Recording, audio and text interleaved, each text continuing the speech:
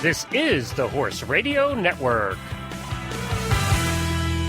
This is episode 132 of the Dressage Radio Show, brought to you with the generous support of Equestrian Collections.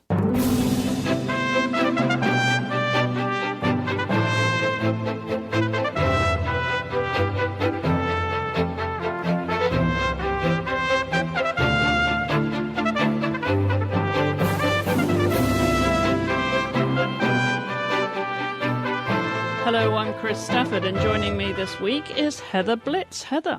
Hi, Chris. How are you? I'm in good form, and you're in sunny Florida again, back home, and I'm sure glad to be home after all your traveling.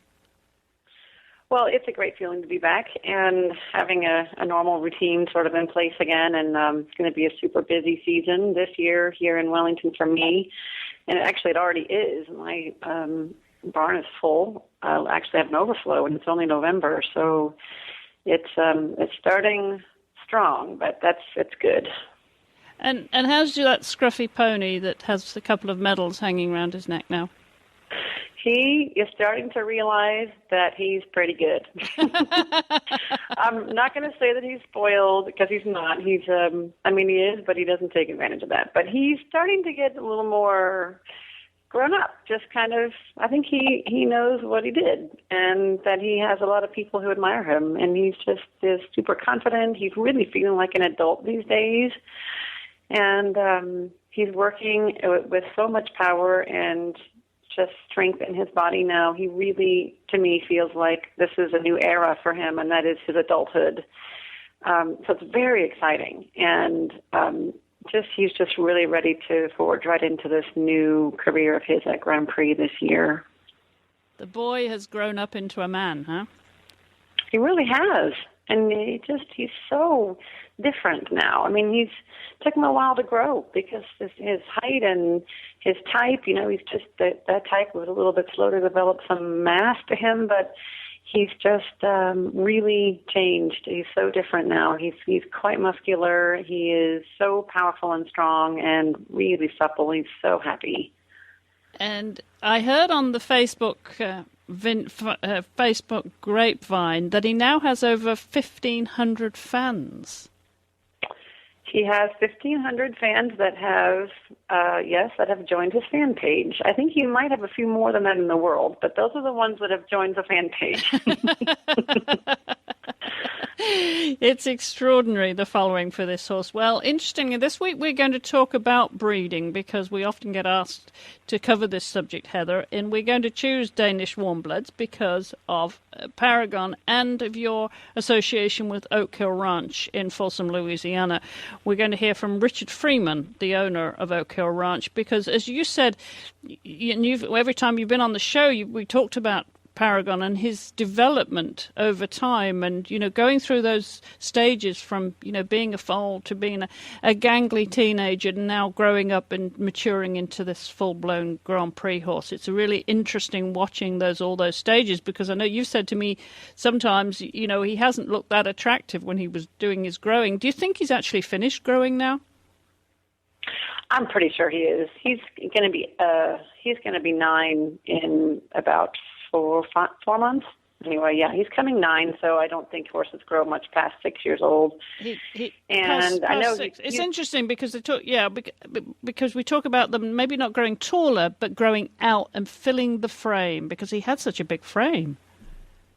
Oh, right, and he is starting to fill out, but it's sort of the beginning of his filling out. I mean, height-wise, he's not going to go over his height. He's 18 hands. He's going to stay there. But I should hope not, because your ears are going to pop, He barely fit in the airplane as it was on the way to Guadalajara. You didn't see that video. It's on YouTube. He barely fit in the plane. His little ears were bent down by the ceiling.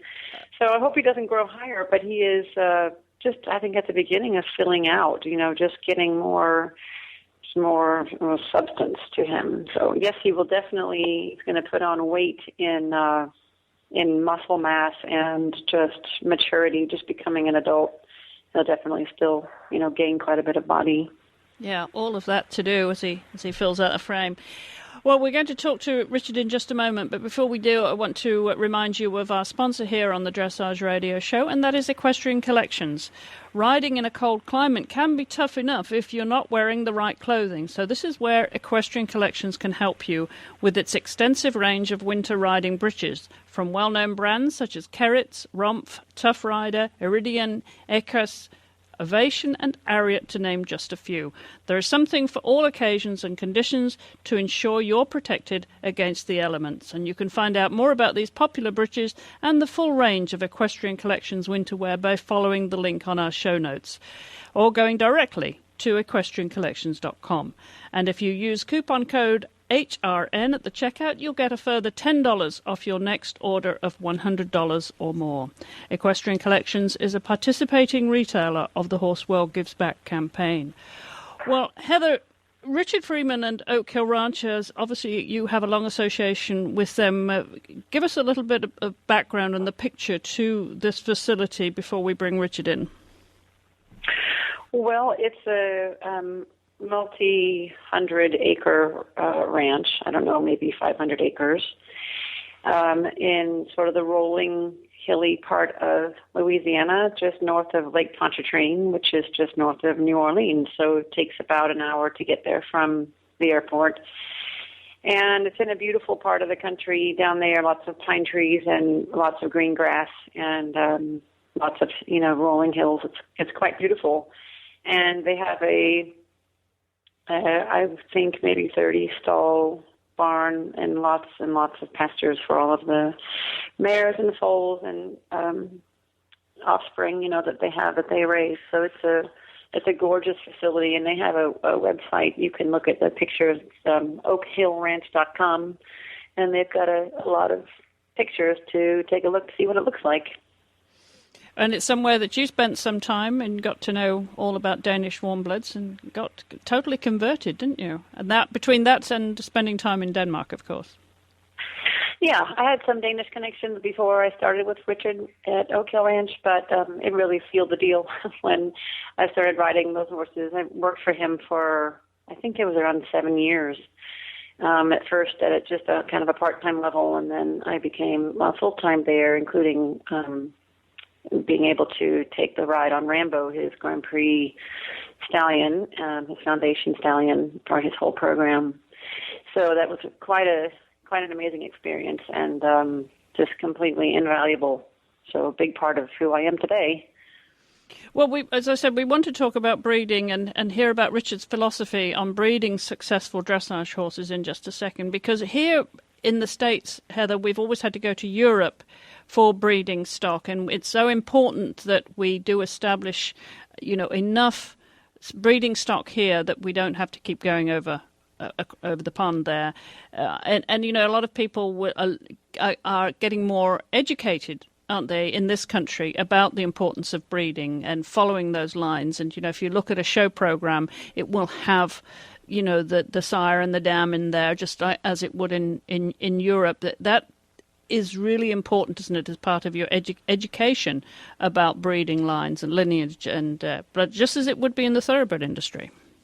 Yeah, it's getting better. People are getting more knowledgeable about the bloodlines, the horses that they're riding. But I still am a little surprised sometimes if I go to a clinic or you meet somebody and talk about their horse, and I might ask, what are the bloodlines? And sometimes I'm surprised that the rider might not know. To me, it's just such an important thing, and it gives you such an insight, to the horse if you know the bloodline. And if you don't, there's a lot of people you could ask, I'm sure, that do. But it's a huge insight to what you might have as training strengths or weaknesses, and I think just a great thing to know about. So it's whether you're breeding or just wanting to know what you're going to have to ride. It's for both reasons, just a really smart thing to learn. And of course, if you're in Europe, as you've been, it is a totally different culture and attitude to breeding, and it is something that people do know automatically, don't they? There's no guessing game. They are far better educated about breeding lines. Yeah, warm blood breeding has been a part of their culture for centuries, and here it's still, fairly new for our country, so we got to catch up a little. We have. All right, well, we're going to catch up with Richard Freeman now, who, as I said, his breeding operation down there in Louisiana is all about Danish warm blood. So let's get Richard on the line. Well, joining us now is Richard Freeman, the owner of Oak Hill Ranch in Louisiana. Welcome to the show, Richard. I'm glad to be here. Thanks for having me. Well, you and Heather go back a long way, and I know that you promote your breeding operation as the U.S.'s premier Danish warm blood ranch. First of all, let's hear how you two met. Repeat the question, please. How did you and Heather meet? Oh, well, Heather was working in the Folsom area, and we ran into each other at various clinics and shows, and she wanted to make a move from the location she was in and asked if she could rent some stalls for her training operation. And she did that, and that's how we got started. Well, Heather, how did you become so fond as you are of Danish warm bloods?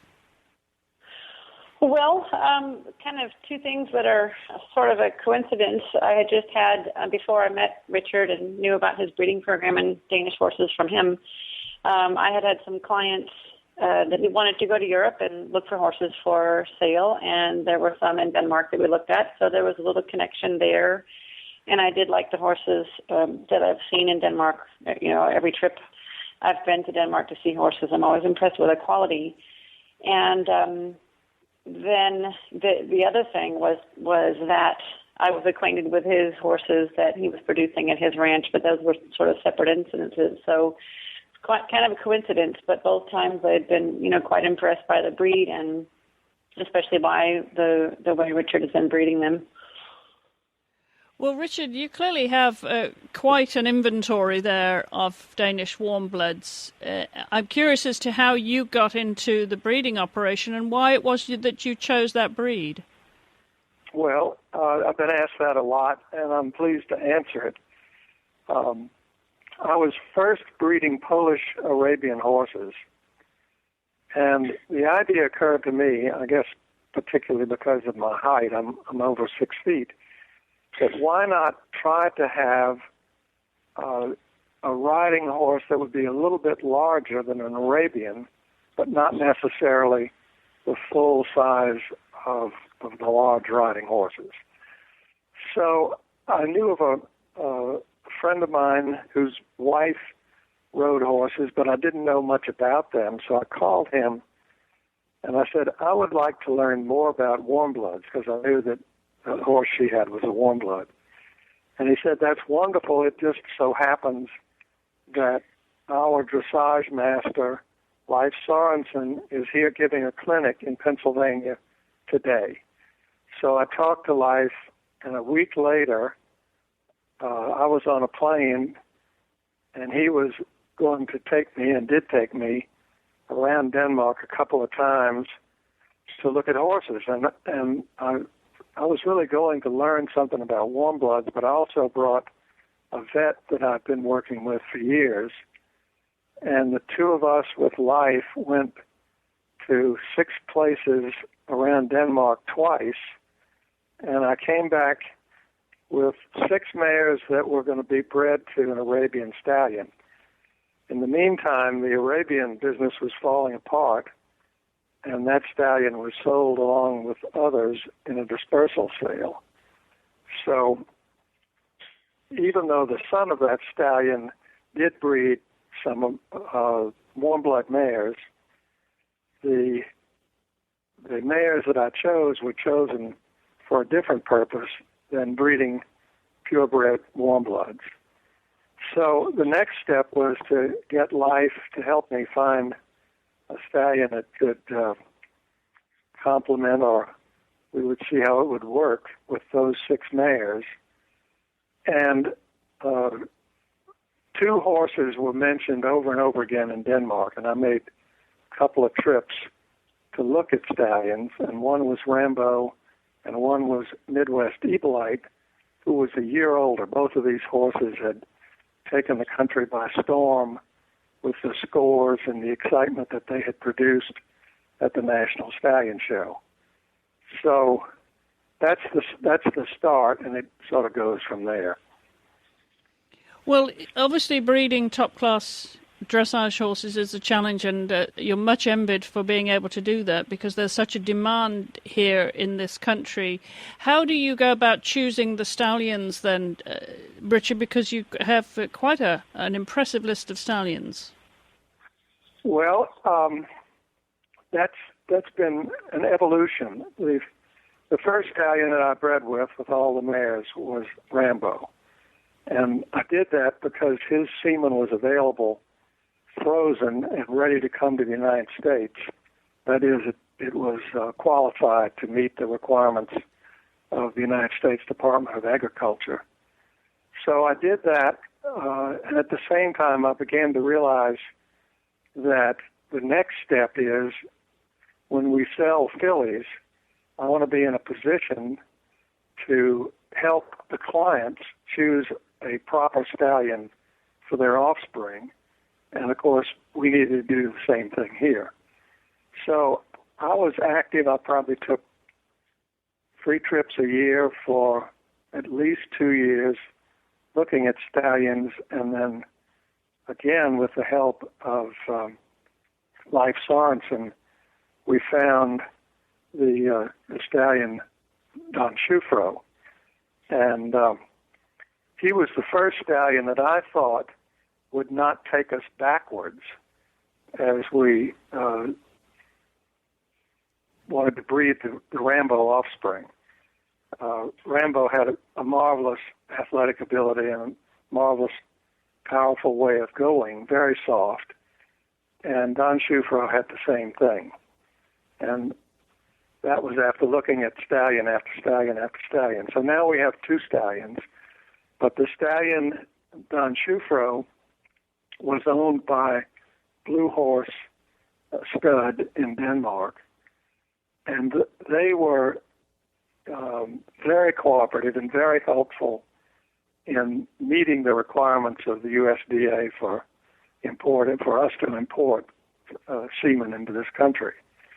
Lots of the small farmers simply didn't want to do it or didn't know how to do it or weren't interested in dealing with the U.S. client. So it was basically their stallions as the sort of the fallback or the second generation and third generation stallions that we've used. Well, obviously, Don Schufro has some very exciting progeny. Heather, I want to come back to you, but because obviously you made a selection with Paragon and others, you know, the Rambo line, these are all well known to you. Selecting a horse that at that very early age is something of an educated guess, isn't it? What were you looking for? Because he was long in the leg, you're long in the leg, these are tall horses, but that's not all. I mean, what were you looking for when you decided this was the right breeding and this could be a horse that would take you to Grand Prix? Those are great questions, and I think I have, at least in my head, like pretty clear ideas about what I do look for. And first of all, I will say that when I looked for the opportunity to buy a horse like Paragon, I really wasn't thinking that I had to have a horse that was necessarily, you know, there had to be international, had to be for me. You know, I didn't really buy him with the intention of having to have my next, hopefully, Grand Prix horse. So, you know, some things are left to, you know, to find out after the breeding is done. But I just wanted something that maybe I could train up a little bit and sell, and it turned out he's way better than that. But I had the opportunity to, when I was working for Richard at Oak Hill Ranch, to start in the mares that he imported from Denmark for breeding. So they had to be trained a bit to go through the saddle rating test when the Danish judges would come over every 2 years to look at his stock and to evaluate them and to judge them for a breeding stock and to rate them for the stud book and the mare books and things like that. So Paragon's mother was one of those, and Richard imported her. Her name was Pari Lord. When she was 2.5, so pretty soon after she was imported, I got to get her started and going with some training on the ground and then under saddle. And With this particular choice that I made to buy one of her foals, it was easy because she was a pleasure to ride. Even at that age, to do all the groundwork was so easy, and to ride her was just kind of a no-brainer. So it wasn't boring that she was so easy, but just she's a very nice temperament and very nice to sit on, very soft and elastic in her back, three nice gaits, and completely uncomplicated. So that means, a ton to me. And then I knew that, having her crossed with Don Schufro would, be likely to be a good horse just from other Don Schufro offspring that I also had the opportunity to train and start riding under saddle for Richard too, working for him. So it was a great opportunity to learn how to select foals, and it's knowledge that I'll always have. I'm really grateful for that because I can maybe have a little better idea than others who haven't been around a lot of breeding and seeing how to evaluate and what you're looking for in the parents. So that was, a pretty educated guess, maybe more education than guess, on what Paragon turned out like. But he exceeded my expectations. Well, clearly this is a process, Richard, and it takes a while to build a foundation stock, as you have. And I want to ask more about, Heather, about foal selection. But first of all, we've got to have the mare. It's the chicken or the egg, isn't it? Richard, when you were selecting the mares, because we often, we have to remember that the mares are every bit, if not often, more important than the stallions. But what were you looking for in the mares and the very foundation stock that you established, and how long ago was that? Well, the first mares that I mentioned in the earlier part of the interview were purchased, I believe it was 1992, and there we were looking for elastic movement, clear gaits, good athletic ability, and horses that had refinement that would not be that would work well with Arabian stallions. Of course, as I've explained, that experiment did not proceed. So, of that group of mares, we had 2 or 3 crops, and then we were offered an excellent chance as a result of the frequent trips to Denmark. The Danish Warm Blood Association offered us the opportunity to work with them to select another group of mares that they thought would be more appropriate as mares for Rambo. And I agree with you totally. In fact, I think that the mare is more than half of the combination. It's a question whether it's 60% or 70% or some other high number. The stallion, of course, is necessary in order to produce a foal, but the breeding and the qualities of the mare bring more to the party with the finished product than the stallion does. So where we are now, we're in an enviable position to be working on the 2nd and 3rd and 4th generation of breeding that has occurred here at Oak Hill. And the reason it's multiple of that, we will have one mare line who has offspring that are down the line from her.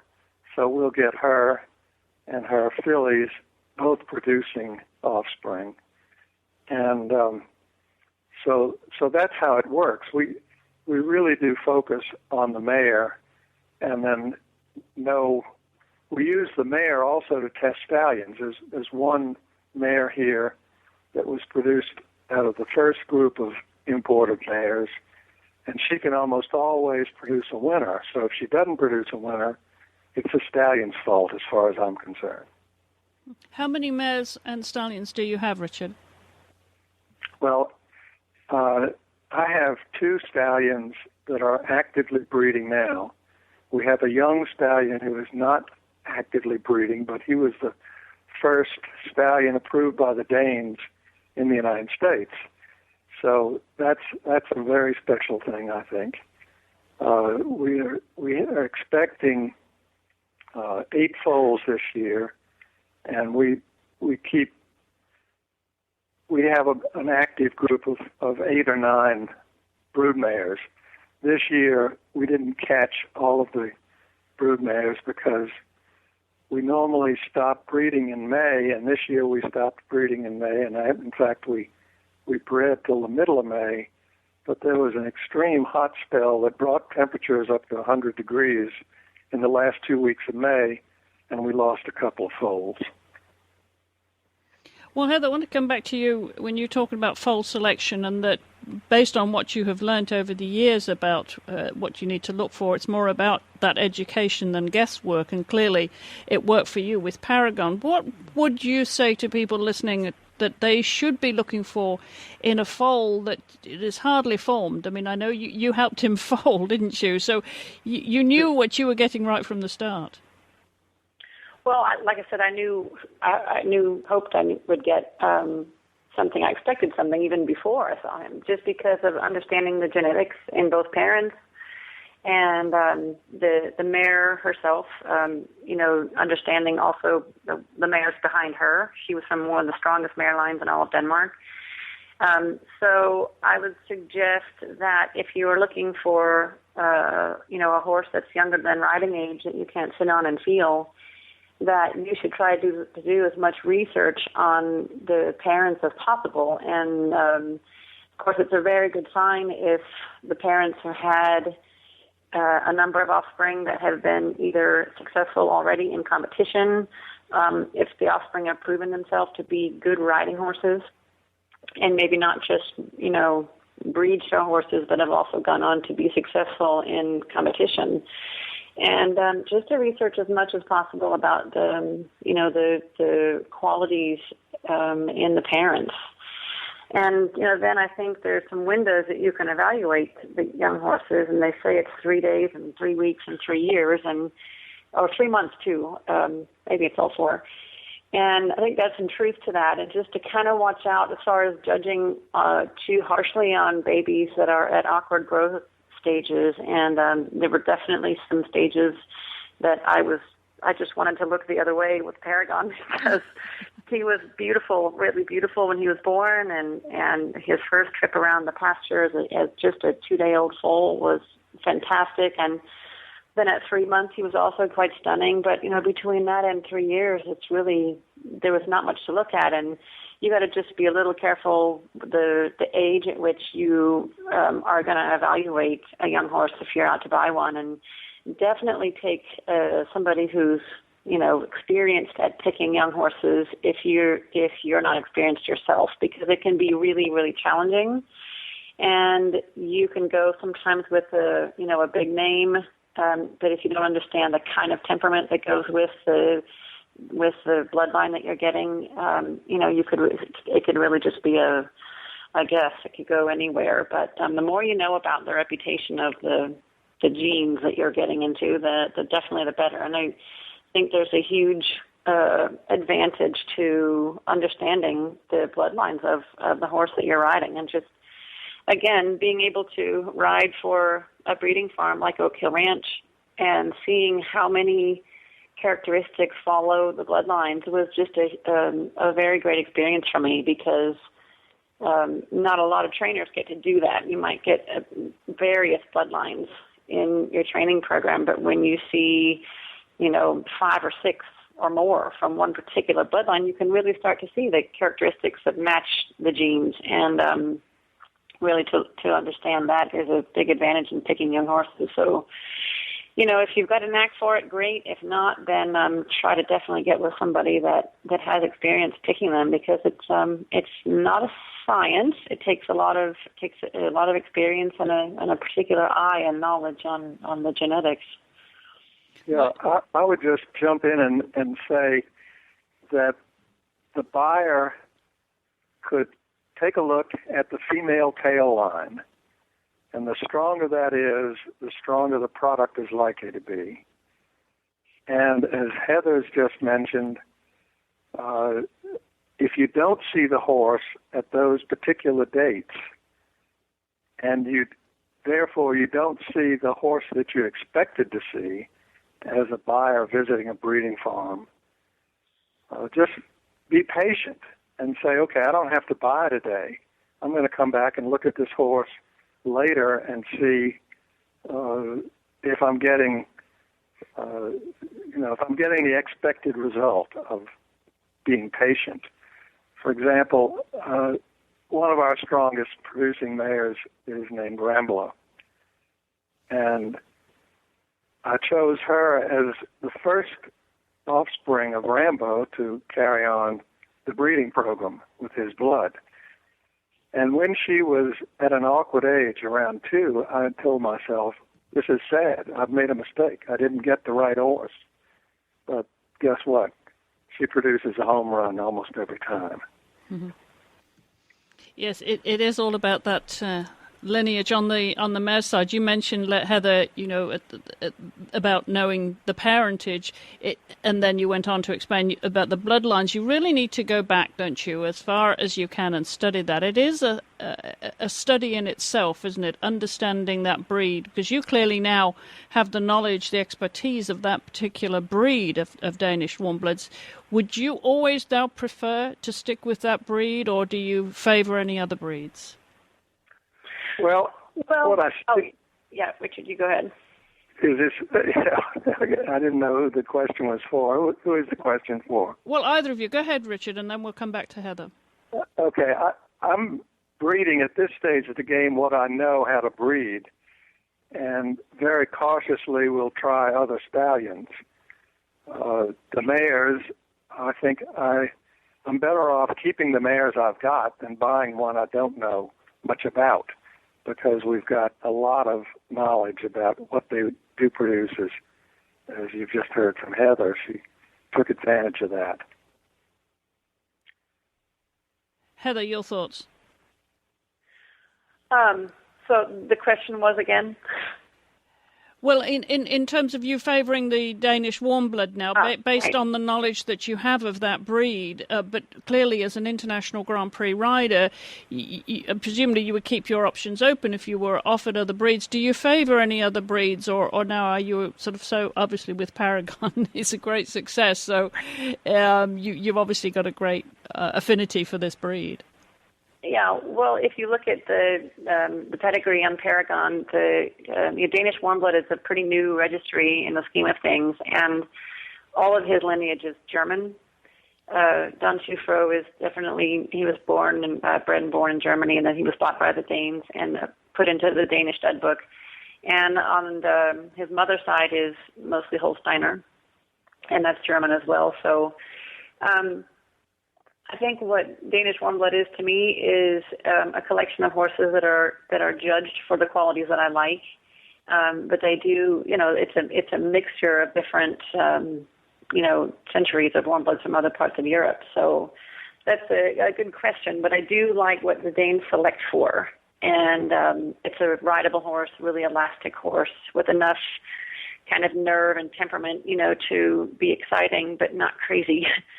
So that's why I tend to, keep leaning towards Danish horses, and they just prove themselves to me over and over again that it is the breed I like, and in particular the ones from Oak Hill, because like I said, I know the generations.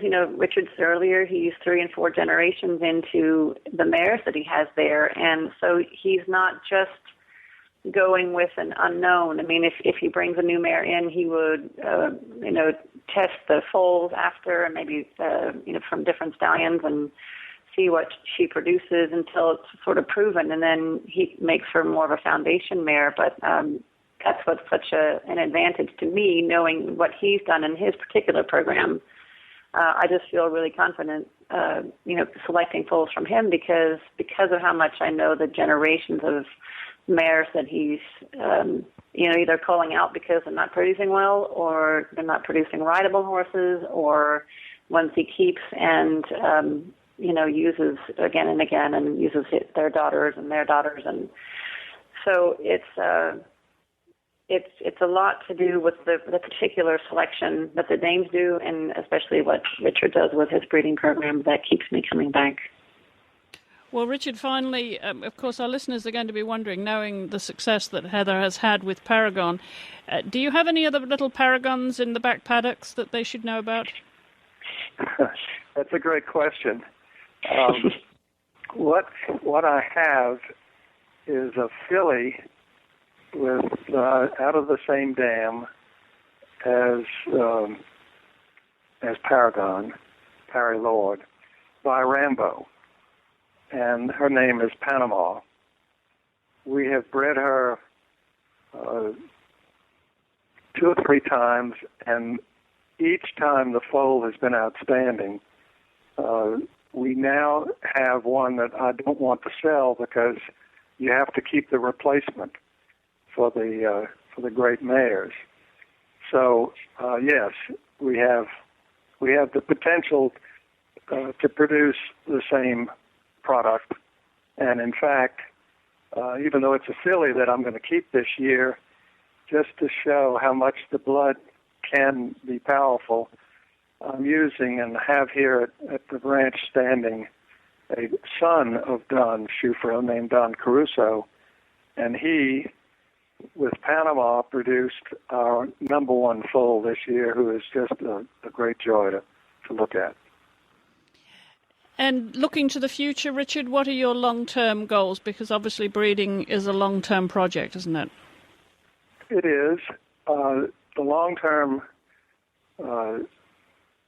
hope is to keep at least 2 or 3 lines of high-class mares going so that you can provide the expectations of riders of a class that Heather is, because it's just as troublesome to keep a world-class horse as it is to keep something else. So we're focused on the very, very best, the 1 or 2% of the top of the world, and that's what we go for here. Well, congratulations on obviously what is a very successful breeding program there, Richard, and for producing Paragon. I think Heather will be forever grateful for that. Well, I'm grateful for what she has done with the horse. Terrific. I'm grateful to have him. Well, thank you very much for joining us this week, Richard, and good luck with your breeding program. Thank you. Well, Heather, that was really helpful. I think, it's going to raise a lot of questions, too, from our listeners about, the selection of foals and selection of mares and selection of stallions. So hopefully we've sown a few seeds here. And if we have any questions, then, of course, we can always send them to you, can't we, Heather? Oh, sure. Plenty of time. All right. Well, I don't know if you caught when what Richard was saying about the stallion that was approved. We was talking about his young stallion. He has 2 that are mature breeding stallions now, but he has 1 that he mentioned he bred. And I don't know if it was clear that I think it's worth mentioning that that is the first stallion that was bred in the U.S. that was approved by Danish Warmblood. So it really is quite an accomplishment. He's just been such a responsible, educated breeder that I think that just to reiterate that he has bred the first stallion to be approved. He's bred and raised in the U.S. the first stallion to be approved by Danish Warmblood. So, I mean, that's just huge. Yeah. Hats off to him. Absolutely. Which stallion, to remind us about the name? His name is Ripline, and he's by Hotline, and his mother is out of Cavan, who's an older stallion that was owned by Blue Horse in Denmark. So there's a lot of refinement and beauty and athleticism, and it's just a very, very nice stallion. He's just, I believe he's 4 now, or coming 4, I think, and very nice gaits, 3 super gaits, really beautiful, beautiful stallion, and a lot of expression, and I think there'll be big things to come with him. Well, I asked Richard if he had any other Paragons in the back paddocks that we should know about. Do you have any other Danish warm-blood young stock that you're bringing up through the ranks, Heather? Well, I do have one coming 6, and I've had him since he was a foal also. And Richard talks about his mare that is from Paragon's mother and Rambo, and her name is Panama. So I did buy a foal from Panama, and this foal is named Poydras, and he's on my website. You can see pictures. He's very beautiful, long legs, also 18 hands. And he's by Solus Lentinus. So I am working hard to get that one to learn a bit about dressage and get stronger and see where that goes. But he's got a lot of potential, so fingers crossed. Would you ever have any mares and breed yourself? No. Okay. No, I will leave that to the professionals. I wear enough hats as it is, and breeding I don't take lightly. I think it's to be done by professionals, or at least with the advice of the professionals who are really in it and they study it and they know what they're doing, and they also have the facility and the ability within their program to have the percentages. Of course, no matter how good of a breeding program you have, some are going to be really superstars and some aren't. And that's just the percentages that are just realistic. So if you're just going to breed one or two, it's harder on an individual to absorb those percentages if you don't hit really a home run with the one or two that you do, than a whole breeding operation. So I would rather just work with a breeder and like I do, and leave all of that stuff to them. Well, I'm just thinking about, in many years' time in your retirement, you having, a couple of mares in the back paddocks when you've retired from Grand Prix riding and training. You don't see yourself as a breeder, and eventually then. No, I still would say no. It's a really tough thing to do, and a lot of things go wrong. And even if you meet some people who have tried it and they've had nothing but bad luck, and some that have tried it and have never had a problem. So it's just you take so many chances, and I don't know if at that point in my life if I would look into having such responsibility and quite a lot of work involved, or if I would want to take an easier road. But I don't see myself doing it. It's a good point, because I think so many people think, oh, they've got a nice mare and they should breed with her because, well, she's gone, not as sound as she might be, or she's, past her competition career. There seems to be almost a default choice there amongst mare owners. Generally, this is not an American condition. I think it's generally people thinking, oh, well, we'll, put her in foal, get a foal out of her. There's a lot of sort of casual breeding, isn't there, that, really has not had the kind of preparation and forethought that it should have to maintain the integrity of sport horses generally. Mm-hmm. Yeah, and I sort of disagree with it, because I think that just because it's a mare, even if she's really nice herself as a riding horse, if you don't really know what her genetics are and what you should really cross her with to make a really nice, offspring, I just think you need to know enough what you're doing so that you make the right crosses and you make the right offspring. And, an individual that is, as a phenotype is really nice is a big part of it. But it's also nice to know what her sisters are like, what her half-sisters are like, what her grandmother has produced. It's just nice to know more about the genes, rather than just, well, she's a nice mare, now she's not sound, so I'll breed her. And of course it can go well, but I lean more towards, advising people, leave the breeding to the breeders, or at least get the advice from professional breeders, because it's an entire life, it's a career to be a breeder, and they know the most what they're doing, and they study a lot more than just a rider. They do so much more. They have so much more focus on what it really takes to be a producer. So and there's also a lot of risk in breeding a mare. Of course, if she's going to carry the foal, there are many things that can go wrong. So it's a lot to consider also. I mean, in any species, I'm sure there's risk in pregnancy and birth, and it's something to consider also, especially if you've got an aged mare that, hasn't had a foal until she's over 10 or in her teens. And you see people doing that too. So, I'm just a little more skeptical on just jumping in and saying, well, I'll just breed her. It's a lot to consider, I think. And not only all the points that you've mentioned, but also the financial considerations too. If things, as you said, do go wrong and you're running into enormous veterinary bills that you may not have budgeted for. So it's not something to be taken lightly. No, it isn't. And I think if you have someone who knows a bit about looking at foals, it's really more economical to go out and shop for a foal than it is to try to make your own. And that's foal prices aren't that high unless, it's something in a pipe, like something by Totalist is probably going to be really expensive. But your average price of a foal is going to be probably less than actually what it would take to get the breeding done, all the veterinary expenses and all the risk and all the aftercare and, the keeping the mare while she's in foal and all that. I think that, you're better off buying the foal that you already see standing on the ground and, pick the one you want once it's already born. Yeah. Save those maternal instincts maybe for some puppies instead. Well, yeah. Go find a good puppy at the pound. All right, Heather. Well, thank you for that. We do have a question for you, actually, from Sarah Suppen. She wrote in and she said, I would love to hear Heather talk about leg position. I notice she rides with more bend in the knee than some others. If you compare Heather's leg to, say, Ulla Salzgeber, who is also very tall, you see a much different leg position, and both are beautiful and effective. As a fellow tall rider, does the size of the horse determine stirrup length?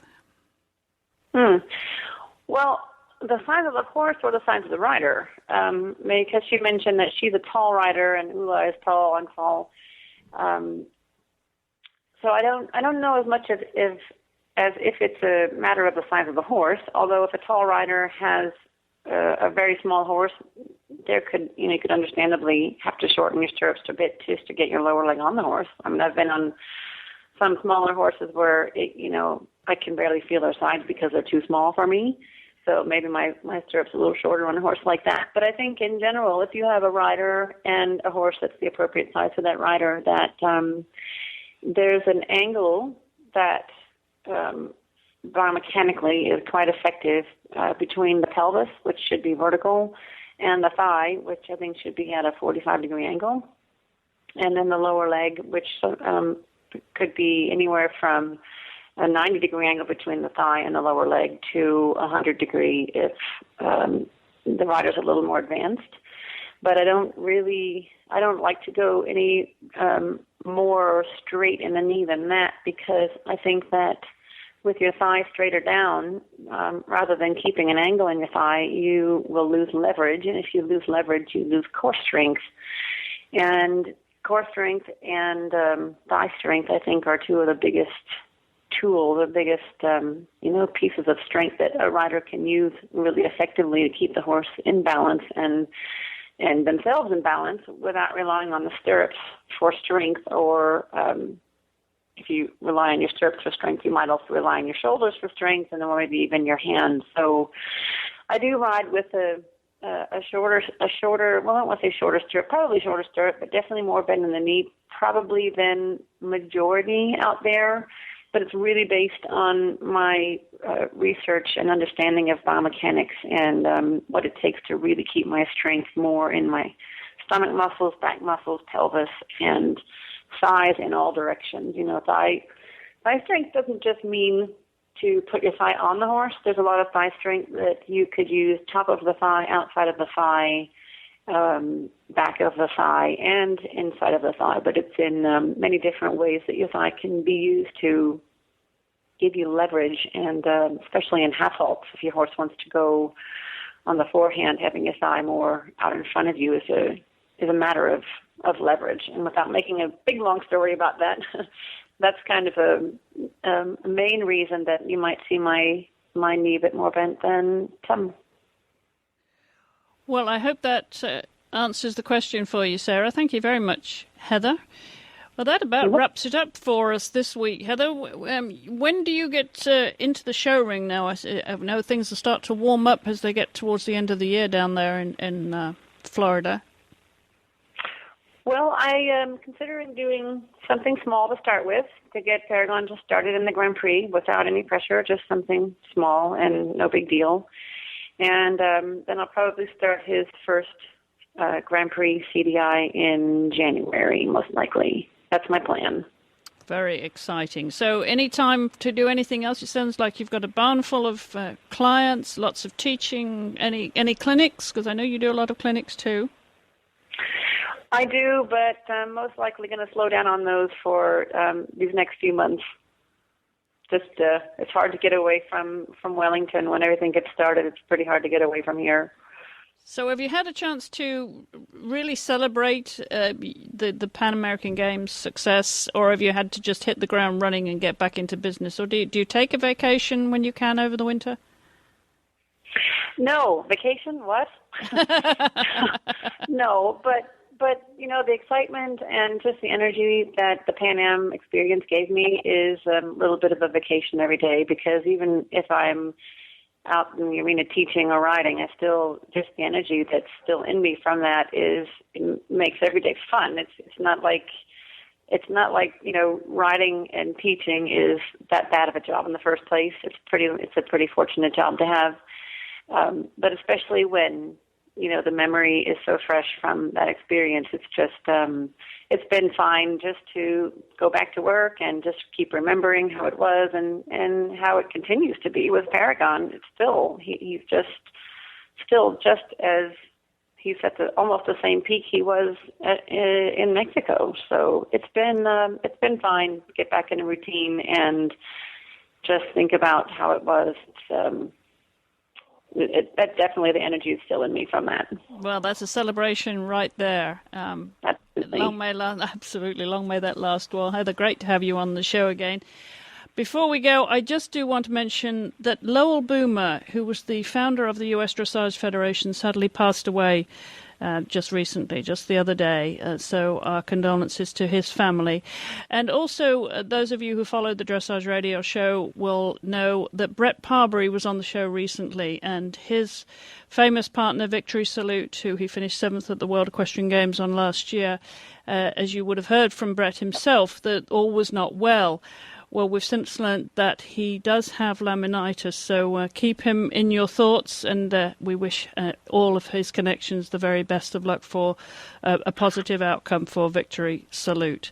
Well, that wraps it up for us this week. I will be back next week with Sophie Wells, the British para-dressage rider and able-bodied dressage rider. We're going to hear about how Sophie manages to juggle those two careers, and very successfully too, and is making a bid for the 2012 London Olympic Games. Well, that about wraps it up, as I said, for this week's show.